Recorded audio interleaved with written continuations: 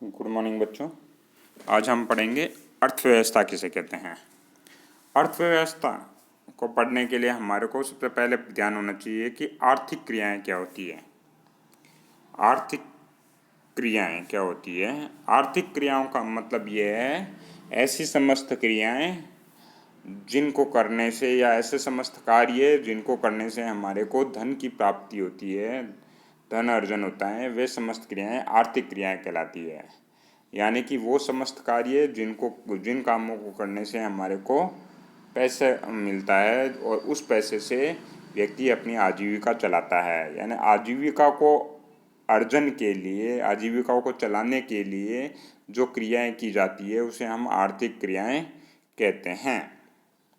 आर्थिक क्रियाओं का दृष्टिकोण में देखेंगे तो हम मतलब वे क्रियाएं जिनसे किसी वस्तु का उत्पादन होता है, वे समस्त क्रियाएं जिससे किसी वस्तु का उत्पादन होता है उन्हें हम आर्थिक क्रियाएं कहते हैं।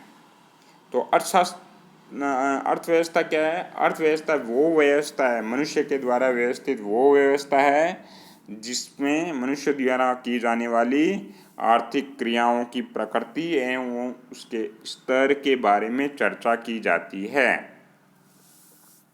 ठीक है, क्लियर हो गया? नेक्स्ट उसके बाद में आगे आते हैं हम अर्थव्यवस्था की प्रकृति एवं प्रकार के बारे में पढ़ेंगे। अर्थव्यवस्था की प्रकृति एवं उसके प्रकार के बारे में पढ़ेंगे। तो प्रकृति के रूप में अगर हम देखते हैं अर्थव्यवस्था की प्रकृति, तो इसकी प्रकृति है जो कृषि प्रधान अर्थव्यवस्था हो सकती है। मतलब किस प्रकार की क्रियाएं की जा रही है। यदि अर्थव्यवस्था में कृषि महत्वपूर्ण है तो कृषि प्रधान अर्थव्यवस्था कहलाएगी। जिस अर्थव्यवस्था के अंदर कृषि की गतिविधियां महत्वपूर्ण होंगी तो उसे हम कृषि प्रधान अर्थव्यवस्था कहेंगे। और जिस अर्थव्यवस्था के अंदर उद्योग धंधों या औद्योगिक क्रियाएं ज़्यादा लोग लगे हुए होंगे जिस क्रिया में, उसे हम औद्योगिक अर्थव्यवस्था कहेंगे। भारतीय अर्थव्यवस्था एक कृषि प्रधान अर्थव्यवस्था है क्योंकि भारत के अंदर अभी भी जो है लगभग 50% जनसंख्या जो है वो कृषि में लगी हुई है या कृषि से संबंधित सहायक गतिविधियों में लगी हुई है। इसलिए भारतीय अर्थव्यवस्था को कृषि प्रधान अर्थव्यवस्था कहा जा सकता है। औद्योगिक अर्थव्यवस्था का मतलब ये है जिसके अंदर जिस देश के अधिकांश व्यक्ति जो है औद्योगिक उत्पादन के अंदर लगे हुए हैं, औद्योगिक उत्पादन कर रहे हैं, तो ऐसी अर्थव्यवस्था को हम औद्योगिक अर्थव्यवस्था कहेंगे। इसी के प्रकार से भारतीय अर्थव्यवस्था आगे अब दूसरा है, एक और विभाजन है। ये तो एक विभाजन हो गया। दूसरा विभाजन इसी के आधार पर जो तरीका है विभाजन करने का उसके वो है नियंत्रित अर्थव्यवस्था, जिसे केंद्रीय नियोजित अर्थव्यवस्था कहा जाता है। नियंत्रित अर्थव्यवस्था या केंद्रीय नियोजित अर्थव्यवस्था। केंद्रीय नियोजित अर्थव्यवस्था या केंद्रीय नियोजित को क्या कहते हैं? हम नियंत्रित अर्थव्यवस्था कहते हैं। क्लियर? यानी कि और इसको मतलब कि ये वह व्यवस्था है जिसमें सरकार इसको नियंत्रित करती है। क्लियर? इसे समाजवादी अर्थव्यवस्था भी कहते हैं, सोशलिस्ट इकोनॉमी भी कहते हैं। दूसरी आती है स्वतंत्र अर्थव्यवस्था। दूसरी जो प्रकार है वो कौन सा है? स्वतंत्र अर्थव्यवस्था, जिसे हम बाजार अर्थव्यवस्था कहते हैं। और इन दोनों का जब मिश्रण जो होता है, ऐसी अर्थव्यवस्था जिसमें दोनों व्यवस्थाएं पाई जाती है उसको हम कहते हैं मिश्रित अर्थव्यवस्था। तो इसको मैं और ज़्यादा क्लियर कर दूं कि सबसे पहले जो हो गया कि केंद्रीय नियोजित अर्थव्यवस्था का मतलब यह है कि वे अर्थव्यवस्था जिसके अंदर कीमत एवं उत्पादन से संबंधित समस्त निर्णय जो हैं वो सरकार लेती है, तो उसे हम केंद्रीय नियोजित अर्थव्यवस्था कहते हैं। आगे बाजार अर्थव्यवस्था उस अर्थव्यवस्था को कहते हैं जिसमें उत्पादन से संबंधित निर्णय, कीमत से संबंधित निर्णय जो बाजार की शक्ति, मांग और पूर्ति के द्वारा निर्धारित किए जाते हैं, तो उसे हम बाजार अर्थव्यवस्था कहते हैं। क्लियर? भारत के अंदर जो है हमारे पास में न तो बाजार अर्थव्यवस्था है और न ही केंद्रीय अर्थव्यवस्था है। केंद्रीय अर्थव्यवस्था पहले रूस में हुआ करती थी और बाजार व्यवस्था जो है अमेरिका में होती थी, ये जिसे हम पूंजीवादी अर्थव्यवस्था भी कहते हैं। बाजार अर्थव्यवस्था को पूंजीवादी अर्थव्यवस्था भी कहा जाता है। भारत ने जो मिश्रित अर्थव्यवस्था को अपनाया है, इसके अंदर अर्थात इसमें हम पूंजीवादी अर्थव्यवस्था और बाजार अर्थव्यवस्था दोनों के लक्षण पाए जाते हैं, इसलिए इसे मिश्रित अर्थव्यवस्था कहते हैं। हमारे यहाँ पर कुछ उद्योग धंधे व आर्थिक क्रियाएं जो केंद्र सरकार के हाथ में है, तथा कुछ उद्योग धंधे जो हैं वो बाजार की शक्तियों के द्वारा फ्री छोड़े गए हैं, जिसे बाजार की शक्तियों के द्वारा अपने आप मतलब कि प्राइवेट बिजनेसमैन अपने स्तर पे कर सकते हैं, इसलिए इसे मिश्रित अर्थव्यवस्था का नाम दिया गया है। ये मिश्रित अर्थव्यवस्था है।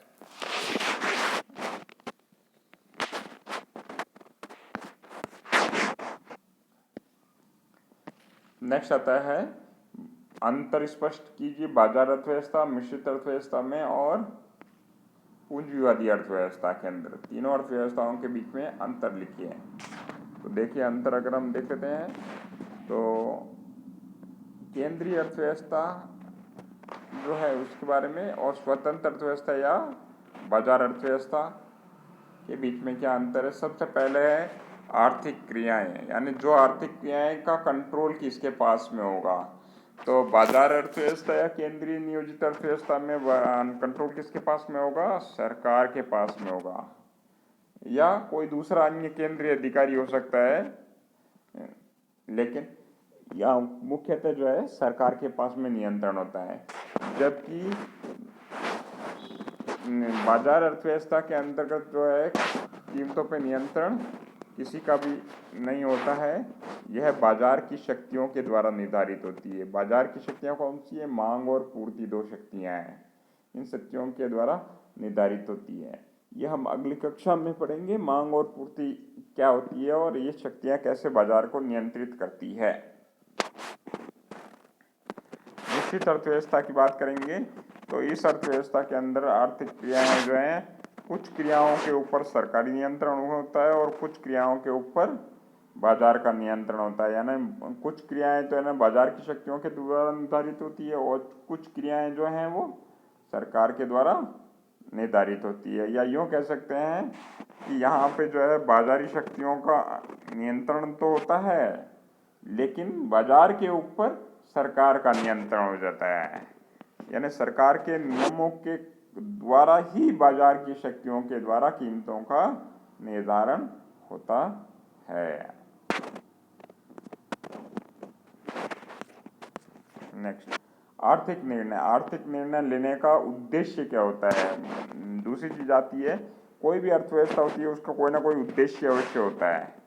तो जो समाजवादी अर्थव्यवस्था या जो केंद्रीय अर्थव्यवस्था है उसका उद्देश्य सामाजिक कल्याण होता है। सामाजिक कल्याण का अभिप्राय मतलब क्या है, सबका कल्याण होना चाहिए, सारे लोगों का कल्याण होना ही सामाजिक कल्याण कहलाता है, चाहे वो गरीब हो या अमीर हो, सबका कल्याण होगा।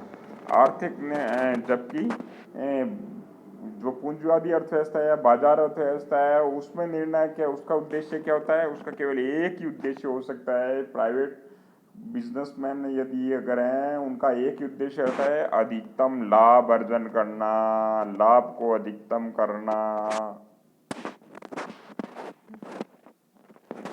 और इसके अंदर क्या होता है कि सामाजिक कल्याण को भी ध्यान में रखना है और लाभ को भी ध्यान रखना है, दोनों उद्देश्यों की पूर्ति करनी होती है इसमें मिश्रित अर्थव्यवस्था में। क्लियर। नेक्स्ट, उसके बाद में आते हैं उपभोक्ता जो है। इसके अंदर अब देखिए किसकी इम्पोर्टेंस ज़्यादा है, किसको हम सर्वोपरि माना जाता है। केंद्रीय या नियोजित अर्थव्यवस्था के अंतर्गत जो होता है वह उपभोक्ता को प्रभुत्व नहीं दिया जाता, उपभोक्ता को इम्पोर्टेंस नहीं दी जाती है, सामाजिक कल्याण को इम्पोर्टेंस दी जाती है। ठीक है, इसलिए जो वस्तुएं सेवाओं का उत्पादन किया जाता है वो ये ध्यान में रख के किया जाता है कि समाज का कल्याण किस तरीके से अधिकतम होगा। जबकि बाजार अर्थव्यवस्था के अंदर जो है इसका मुख्य उद्देश्य उपभोक्ता प्रभुत्व होता है, यानी कि उपभोक्ताओं का ध्यान दिया जाता है, उपभोक्ताओं की पसंद के अनुसार ही वस्तुओं और सेवाओं का निर्माण किया जाता है, क्योंकि उपभोक्ता को जो वस्तुएं पसंद आएगी तभी वो उसकी ज़्यादा कीमत देगा। तो इस प्रकार से बाजार अर्थव्यवस्था के अंदर उन वस्तुओं का ही उत्पादन किया जाता है जिनसे अधिक लाभ प्राप्त हो और जिनको उपभोक्ता ज़्यादा पसंद करते हो। उपभोक्ता ज़्यादा पसंद करेंगे तो वो ज़्यादा ऊंची कीमत देंगे, ज़्यादा ऊंची कीमत मिलेगी तो ज़्यादा लाभ प्राप्त होगा। तो इस प्रकार से उपभोक्ता की पसंद को ज़्यादा इम्पोर्टेंस दी जाती है। जबकि मिश्रित अर्थव्यवस्था की बात करेंगे तो इसके अंदर दोनों एक सार्वजनिक वितरण प्रणाली तो करती है, सार्वजनिक जिसको हम ये कह सकते हैं सार्वजनिक वितरण प्रणाली, राशन प्रणाली जो है राशन कार्ड के माध्यम से ये की जाती है। तो सार्वजनिक वितरण प्रणाली के द्वारा तो सरकार जो है ये क्या कहते हैं सामाजिक कल्याण का कार्य करने की कोशिश करती है और कुछ वस्तुओं के ऊपर ना कोई भी प्रकार का नियंत्रण नहीं होता है और वहाँ मांग और पूर्ति के द्वारा उन शक्तियों का निर्धारण होता है। तो इस प्रकार से ये ऐसी व्यवस्था जिसमें क्या होता है कि दोनों का तत्व मिश्रण होते हैं तो उसे हम मिश्रित अर्थव्यवस्था कहते हैं।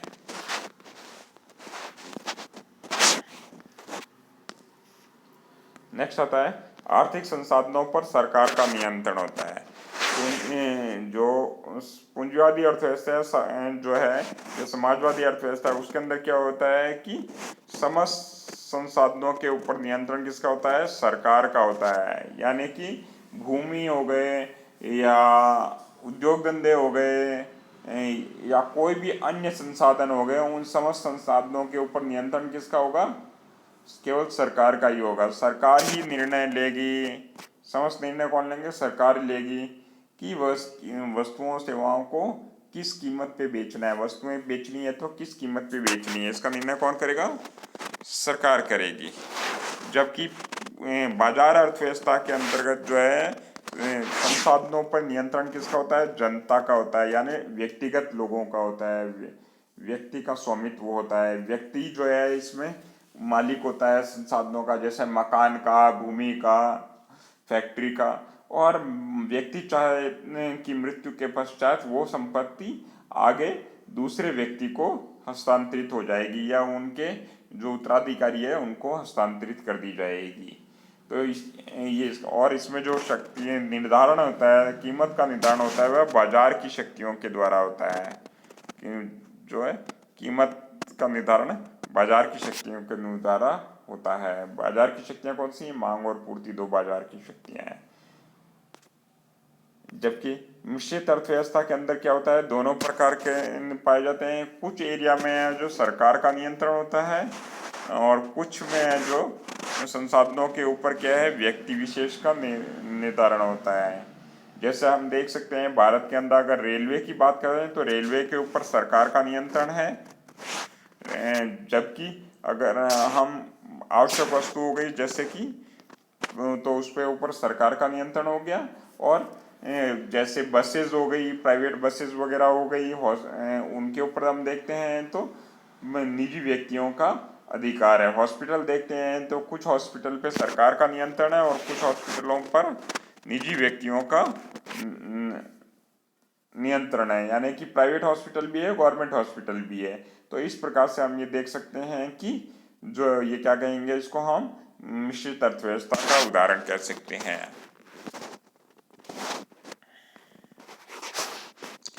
हाँ, बाजार अर्थ ये जो पूंजीवादी अर्थव्यवस्था है या केंद्रीय अर्थव्यवस्था, इसके अंदर आर्थिक क्रियाएं हैं जो सार्वजनिक क्षेत्र के में सक्रिय होती है, यानी सरकार के द्वारा या सरकार के नियमों या कानूनों के तहत ही नियंत्रित होती है।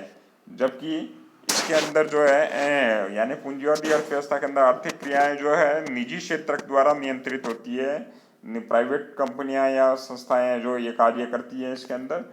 और मिश्रित अर्थव्यवस्था के अंदर क्या होता है, दोनों होती है, सार्वजनिक कंपनियां भी काम करती हैं और निजी क्षेत्र की कंपनियां भी काम करती है। जैसे सार्वजनिक क्षेत्र की अगर हम देखते हैं तो ये भेल हो गई, वहाँ हो गई, या IOL इंडियन ऑयल कॉरपोरेशन हो गया, ठीक है ना, NOC हो गया, ये सारी सार्वजनिक कंपनियां हो गई, या इंडियन रेलवे हो गई, सार्वजनिक कंपनी हो गई, इंडियन पोस्ट ऑफिस हो गया, सार्वजनिक कंपनी हो गई। LIC हो गया, सार्वजनिक कंपनी हो गई। जबकि प्राइवेट सेक्टर की बात करते हैं RIL, Reliance industries limited, Tata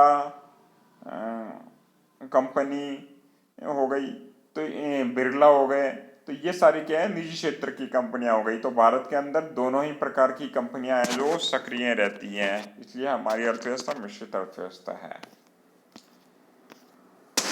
thank you students.